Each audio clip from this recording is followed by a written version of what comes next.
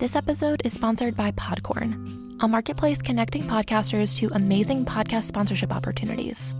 Podcasters of all sizes can browse opportunities for free right in the platform, and you can send your own pitches right within Podcorn. Some of you have heard me say that podcast ads will only continue to grow in 2021. So if you're curious to get started, visit witandwire.com/podcorn to start browsing for free, or find a link in the show notes. One of the top questions I'm always asked is, how can I find more listeners for my podcast? In this episode, I'm joined by seasoned host Miriam Schulman from the Inspiration Pla, and she's here to share 5 growth strategies that range from beginner to advanced. We cover everything from guest relationships through Facebook pixels, and my hope is that each of you can walk away with at least one new strategy to try for your show.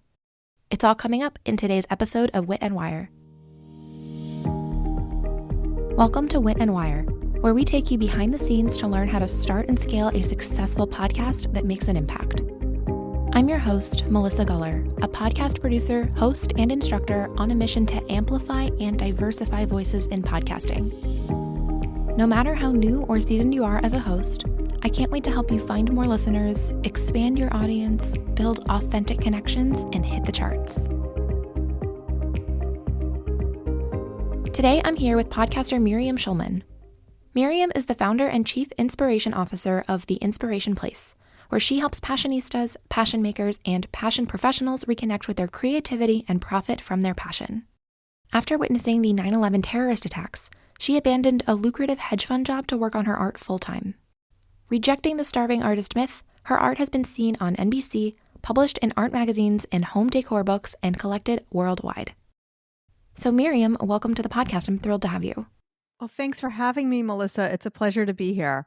Yeah, I can't wait to learn more about you. And before we do jump into some of your growth strategies, I want to learn a little bit more about you. So why did you first decide to start a podcast? Great question. So I was writing for Professional Artist magazine, and basically I realized how being part of the media allowed me reconnaissance to ask questions of anybody. It was like access to anyone. So that was my initial biggest appeal to it. And truth is that really has panned out, that I've been able to invite authors of all of the books that I read and some of my favorite influencers to the podcast and artists. So having that access to other people was my original motivation. And that keeps me motivated, really having a way to build those connections. Mm-hmm. I love that. And I know we'll talk about, downloads and how to grow your show. And that's maybe the most popular question that people ask. But like you're saying, this huge benefit of being a podcaster is just these access points to so many really amazing people. And it really is a fun way to get all of your own questions answered. So I love that you brought that up. What would you say are some of the other maybe biggest benefits that podcasting has brought since you've now covered 120 episodes and counting, which is a huge accomplishment? Yeah, a lot of it also was when I first created my podcast, I wanted to basically create the podcast for the audience that I wanted to serve. It didn't have to be a podcast for the audience I was already serving. So let me explain. So I'm an artist. I sell art. And at the time I was teaching online art classes. So you may think that I would be talking on the podcast just about how to create art. But I really wanted to step into the role of sharing my knowledge of how to sell art, which is a different audience than what I was already serving. So I knew that by creating the podcast for this message of how to sell your art, that I would attract that audience that I wanted to serve.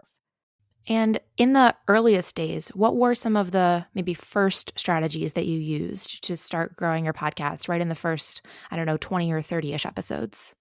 I used what I call like a ladder approach for attracting people. Even when I didn't even have my podcast live yet, I got commitments early on, first from my own business coach, Jason Van Orden, who I knew was a big name, to be on my show. So then I would use his name to attract somebody else to come to the show. Oh, Jason Van Orden's going to be on the show. Like, I have this new show and this is what it's about. And this person has already committed. Would you like to join us? And then when I'd go to the third person, I would use Jason's name and the second person's name. And so I basically would ladder my way up the access. So, hey, there's this great podcast coming out. It's going to reach a new vertical for you. And I would love for you to be a part of that. I love that you call it the ladder approach too, because that makes perfect sense of just adding on one name to the next. And I know you pointed out Jason's name as kind of the first stepping stone, but it really does just take, I think, one bigger name that you can start kind of going on tour and saying, oh, this person committed. Do you want to join? And it does make a huge difference. It does. And the reason I say ladder is because you can't really skip too many rungs. So when I first started out, I couldn't go from Jason to Gretchen Rubin. I had to build like scaffolding to get to that point when I finally was able to invite Gretchen Rubin onto the show.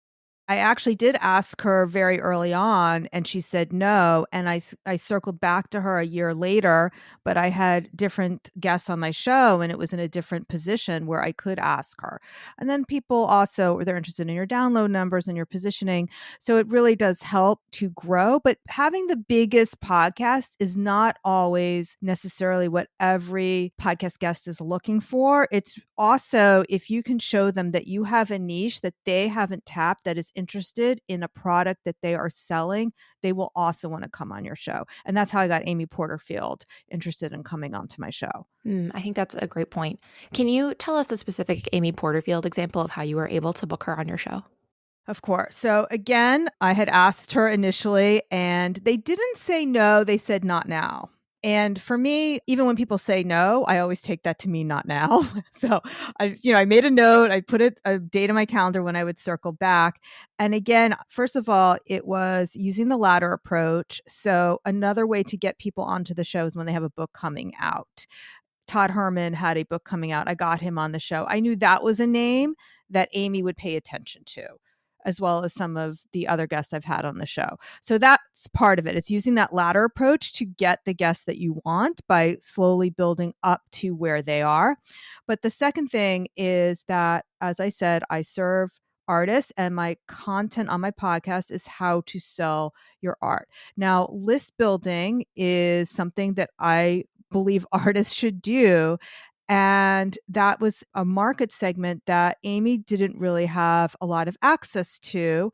And I knew that the artist needed what she had. So I was able to provide a bridge from my audience to her audience. And indeed, it was like a really good partnership that way where she could get into front of my audience for free. So it was a great way for her to build a new segment of her audience. I think that's such a smart strategy that our listeners can take away, which is to think about what your audience needs and maybe the skills or even the strategies that they're going to develop, and then find somebody who's great at that. Amy Porterfield, her list building example, and then see if they can tap into your audience. I think that's such a smart approach. Now, we've talked about relationship building. So that's maybe the first strategy we'll cover.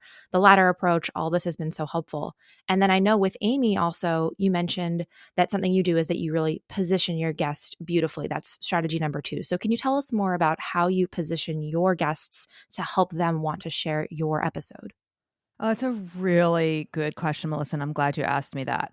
So, unfortunately, so many times you'll listen to a podcast host where they are in such a hurry to position themselves as the expert that they don't give their guests an opportunity to shine. So, I do that from the very beginning. I do it slightly differently than I think you do, Melissa. I have them listen to me give the intro so that they can relax and know that I am telling my audience all those points that they want made so they don't have to worry about working it into the conversation. The second thing that I do is at the very end, I'm going to give you a call to action and I'm going to do it for you. What is it that you want me to promote? Sometimes I will wait till the end to talk about that program, but if I can work it in the conversation earlier, I will. And again, it's just so my guests can relax and not have to worry about trying to work in their CTAs throughout the interview. When you do that and really position your guests and promote their program, they want to share that content.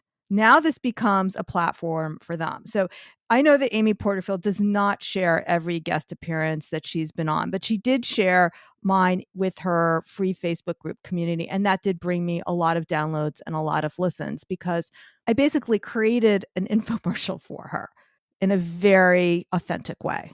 I think that's a great point for our hosts to realize. When you are interviewing a guest, you have such an amazing opportunity to get their best expertise. And if you're consistently trying to maybe insert yourself and your expertise, which I know is very tempting to do, you're not only missing out on the chance to learn from them, but you're also perhaps overdoing it too much that they won't want to share the episode. And I hope people don't hear us saying like, oh, if you're the host, don't say anything at all. It's just about getting their best point of view, their best expertise, their best strategies, because it'll make you look amazing as a host when you bring on a great guest who has great strategies to share. Just by association of knowing this person and curating them to be on your show, like you already look amazing. You don't have to try to overdo it by putting yourself into the combo. That's right. Yeah, I don't mean that you shouldn't talk. Nobody wants to listen to them give a webinar for an hour. It's a conversation. And of course, introducing ideas that, like I said, if this was very specific to artists, and what I know is very frustrating for artists, is they'll listen to Amy or another marketer talk about a list building strategy, and the examples that are being used are for weight loss coaches, and they have no idea what that means for them.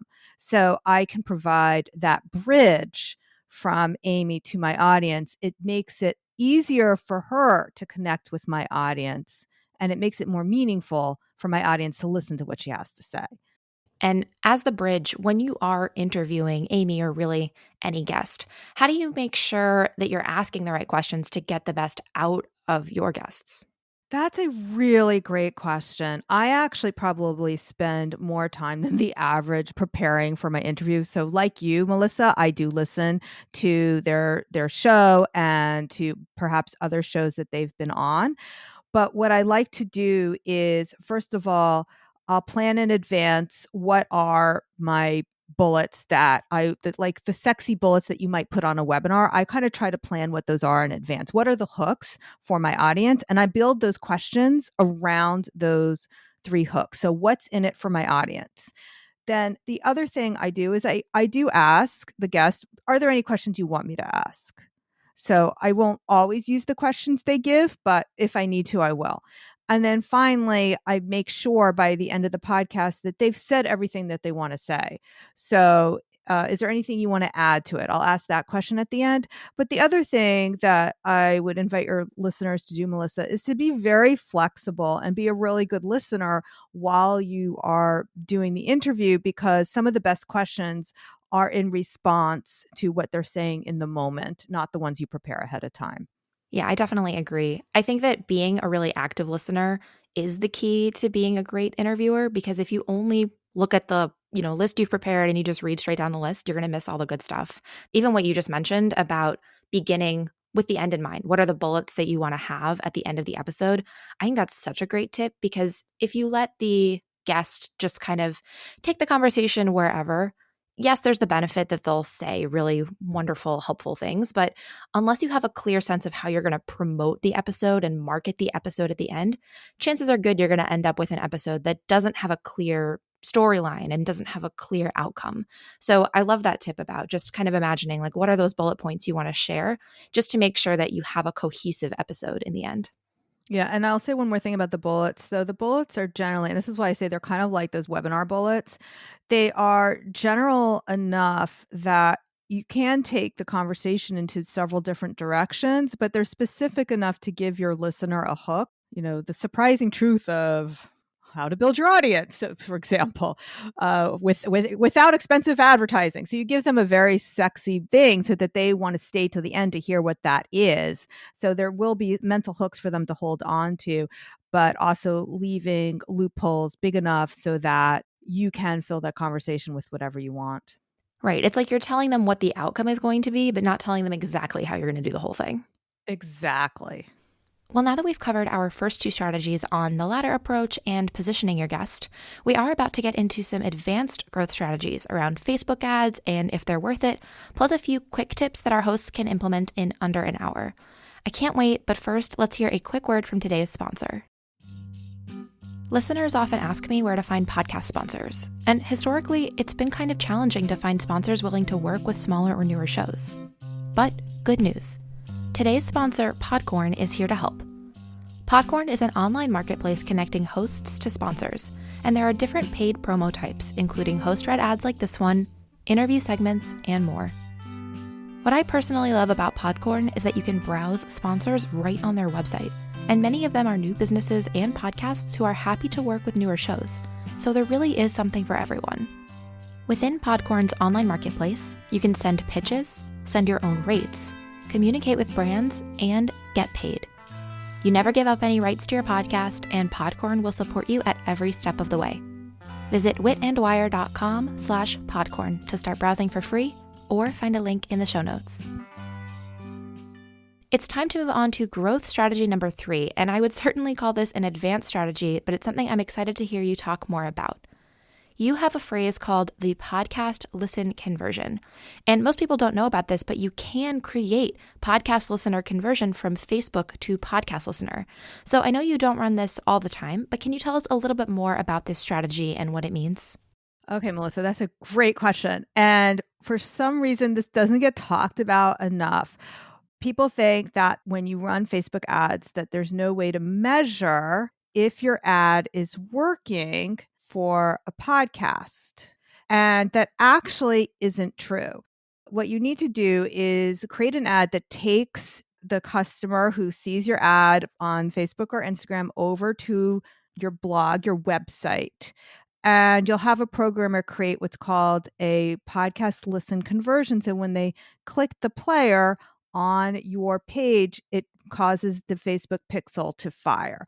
So that is a way that, first of all, you can measure any Facebook advertising that you're doing if it's working. And second of all, you can create a Facebook custom audience with those podcast listeners. And that is super powerful because you can retarget your listeners with a different ad, or you can create a lookalike audience of your podcast listeners the next time you have a promotion, whether that's to new podcast listeners or you have a promotion that you feel would attract a similar audience. I love that. So I've never personally tried this, but I'm familiar enough with Facebook ads that I think I can kind of help us through some essentials. So for people who haven't heard of a conversion in the world of Facebook and really any kind of social media advertising, a conversion describes usually an action that people are taking, and you can use what's called a custom event, I think is what we're talking about, Correct. in Facebook to help see what people are up to on your website. A custom event could be clicking on something, it could be engaging with your website somehow. 2 common conversions that people measure are capturing an email address, a lead, or a purchase. But I love this suggestion. Now, let's say we have the event set up. So I know Facebook ads are something that some listeners will have probably little to no experience with. Some may have a little bit more awareness. But I am curious, once you have all of that set up, what kind of ads do you run for your podcast on Facebook and Instagram? Okay, that's a great question. So usually it's the same content that I would create to promote my podcast organically, but I would just put some money, tell Facebook, hey, show this, whatever it is, audiogram. Usually it's an audiogram for me. Show this audiogram to either my audience or a new audience, depending on what my goals are. If I wanted to build my listener base, I would want to show it to a new audience. If I created content that supports a launch that I'm doing, then that is definitely a time where I would want to retarget people to listen to a podcast episode. So, Melissa, can I give an example? Yeah, that would be great. Okay. So, for example, one of my signature programs is Watercolor Portrait Academy, and I have a few podcast episodes around portraits. So, while I am launching my Watercolor Portrait Academy, all those new leads coming in, I want them to go listen to the podcast episode because all that free content is going to really help them connect with me on a deeper level. And whether they buy from me or not, that's how you create raving fans. Because now you're showing them, hey, this is the perfect content for you to listen to if you're interested in this topic. I think that's a great point because I think there are a couple of things going on here. One is that it's important to remind ourselves that the leads that we are capturing are still relatively new to us, no matter how we found them. And so continuing to share valuable free content, like a great related podcast episode with them, is a great strategy to continue building the relationship with them versus saying, oh, I have your email address. Let me immediately go into something like a pitch.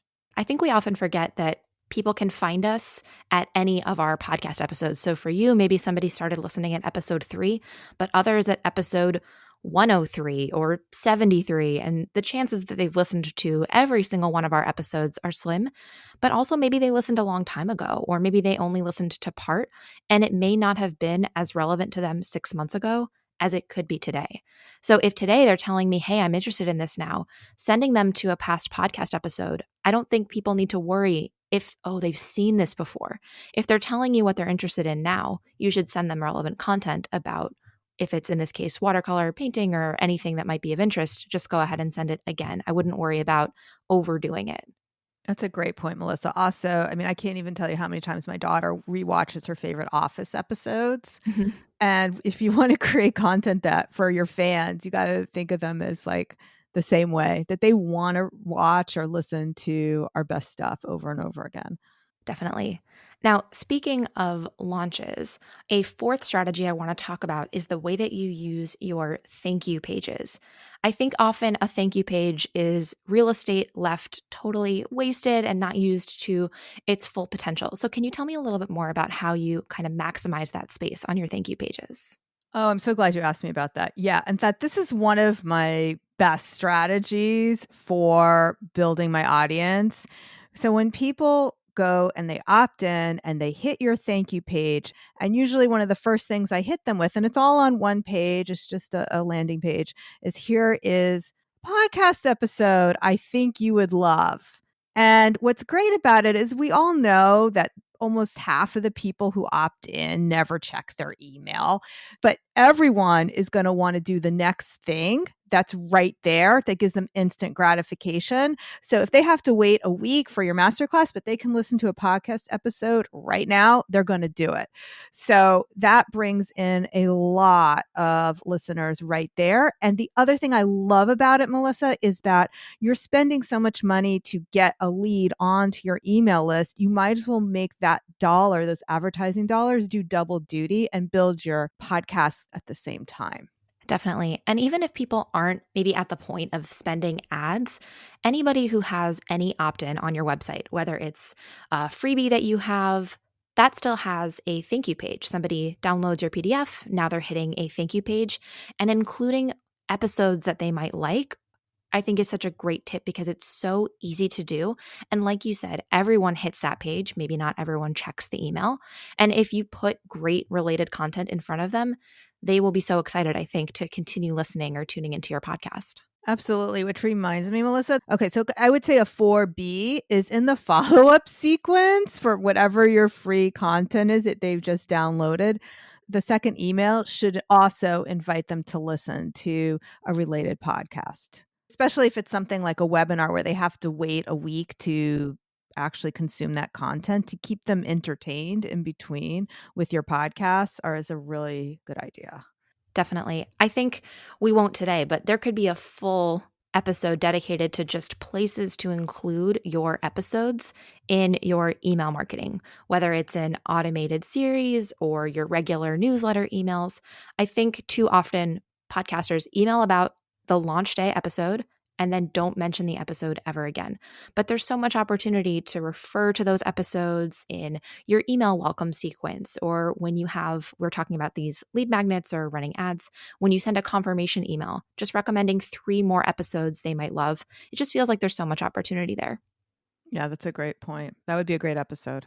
Well, hopefully people can stay tuned. I don't have it planned yet, but if people are interested in learning more about email marketing, they can reach out and I would take any and all questions about that. Now, one more strategy I want to cover is about creating what you call a custom smart link, or what I prefer the name is the one link to rule them all. So can you tell me a little bit more about your one link to rule them all and how you created it? Okay, so this is a feature I learned about on another podcast episode, and it is super helpful. So the name of the program is Chartable. And a lot of podcasters may have gotten emails from Chartable for free and didn't quite know what to do with it. At least that was my experience. They rank your podcasts and tell you where you're sitting in iTunes and other places. But they have this feature called Smart Links. And the way the Smart Link works is you create a link, and that link will take the person from whatever device they're on to the correct podcast listening app or device. For example, if the user is on the desktop, it will take the user to your blog, to your website. If the user is on an Apple device, it will take the user to iTunes. If it's on an Android, it will take the user to Spotify or Google Play. And so you can set this all up and use that one link to promote your show. And that way you are, instead of sending all your traffic to your website, it really helps build your iTunes audience, which, as we know, that is like the mother of audiences that you really want to get higher ranking. So to divert as much of that traffic as you can that is applicable over to Apple. And to give us an example, what is your link, or when do you give people this smart link? We usually create a 90-second audiogram, and that audiogram we post on IGTV. Now, the reason we post it on IGTV is because you can have a link there, and the link is clickable, even if you have less than 10,000 Instagram followers. So we use the link there.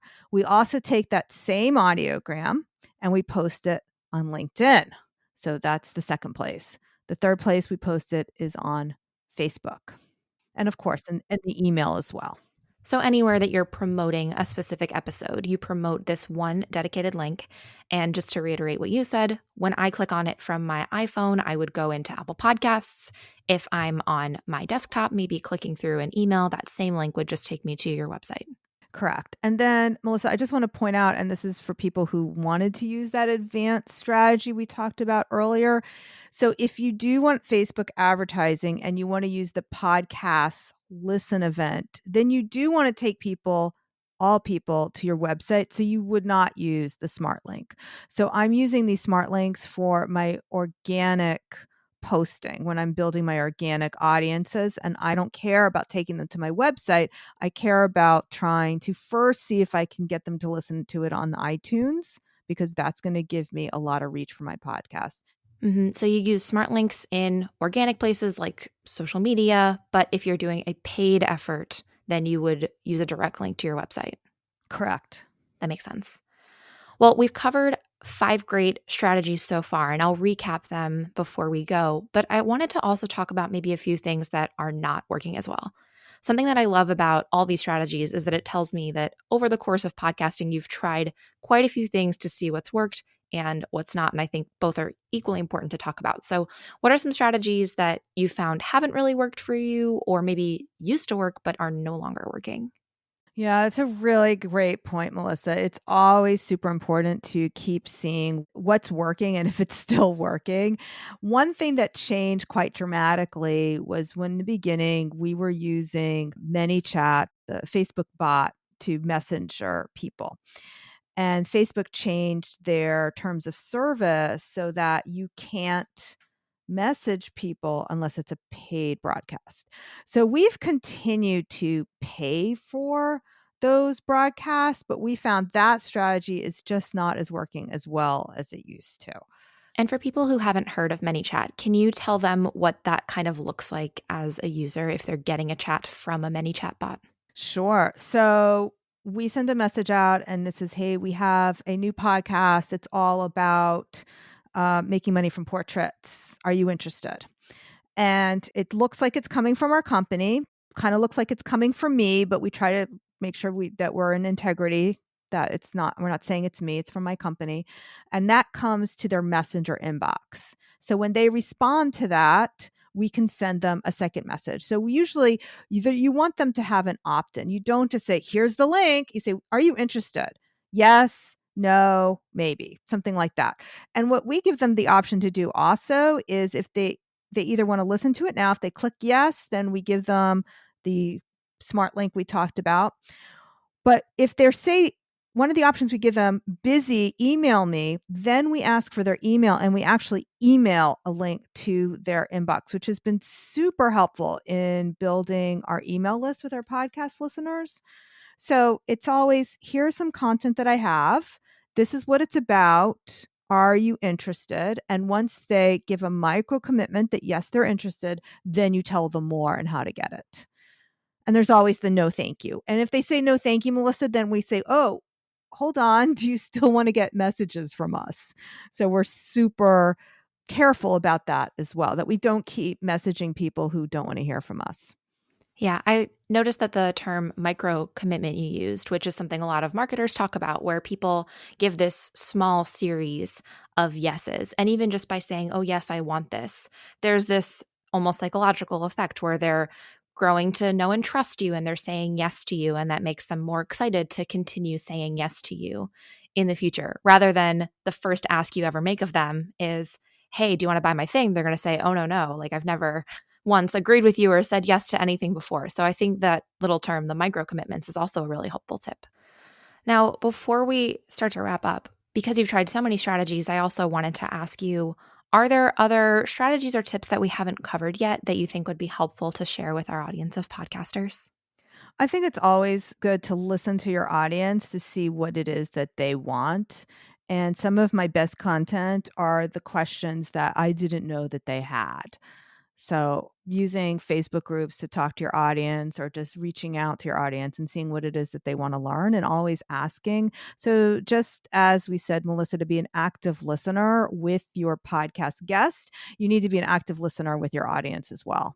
That's a great tip. And it's funny because I think often we think of podcast hosts as talkers, but really the best hosts are the listeners, listening to their guests, listening to their audience. Because if you aren't tuning into what people have to share or what they need from you, then your podcast isn't going to be, I think, very valuable in the end. It'll just be you talking. Yeah, that's right. I agree with that. Again, we've covered so much today, and I don't want people to walk away feeling overwhelmed, thinking about maybe trying all of these at once or wondering which to try first. So, if you had just launched a podcast, let's say with fewer than maybe 10 episodes published, what would you focus on first over the next maybe 3 to 6 months to really start building up your initial growth? Yeah, that's a great question, Melissa. And I think one thing that really helped me a lot when I first started was being realistic about what those initial numbers should be. So I remember hearing very early on that the average only gets 140 downloads, and that number is 6 weeks after the episode airs. And that's actually what mine started off as. So I wasn't discouraged and I didn't give up. I think too many podcasters, new podcasters, want to have those huge numbers right from the get go. The ones that are going to win, the people are going to win, are the ones who are consistent and relentless and don't give up early. When you have those numbers that are not quite what you want, don't let that discourage you. Keep being consistent and they will grow. Yeah, I think that's a really important reminder. We, I think, see the biggest podcasts and the ones that have been around for the longest. And like you said, keeping perspective, not comparing your starting point to somebody else's 3 years in point, I think is a really great tip. Before we wrap up, what are you currently working on and what's up next for you that you're excited about?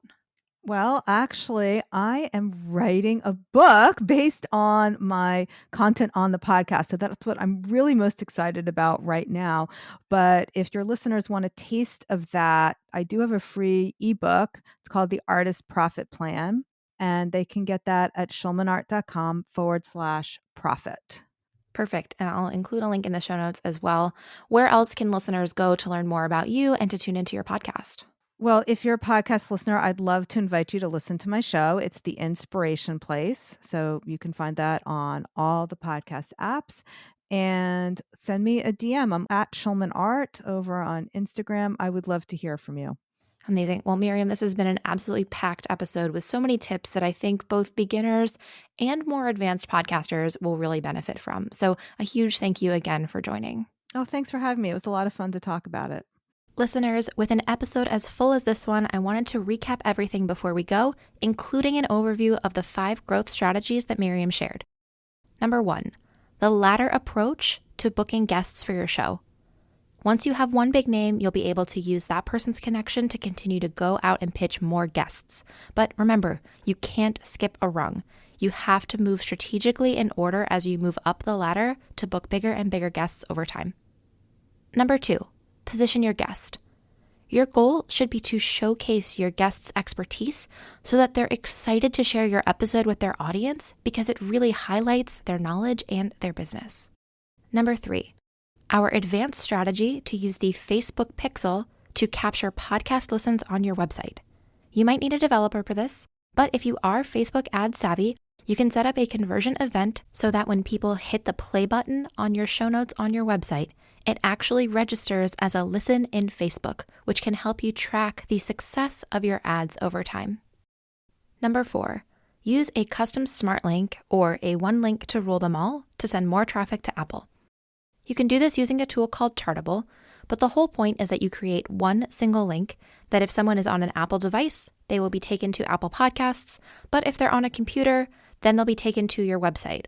So with only one link, you can send people to their best listening experience, but at the same time, you can give preference to Apple, which is really where we as podcasters do want to divert a lot of our traffic. And number 5 is to use the thank you pages in order to drive more listens. When people opt into anything on your website, they will be looking at a thank you page that is often lost real estate. So use this opportunity to encourage people to have an episode to listen to. And this is an especially great strategy if you're doing a webinar, which doesn't happen for a week, because you will immediately give your new listener something to do. These 5 strategies range from beginner to advanced, but I hope that at least one of them offers you something new to try for your podcast.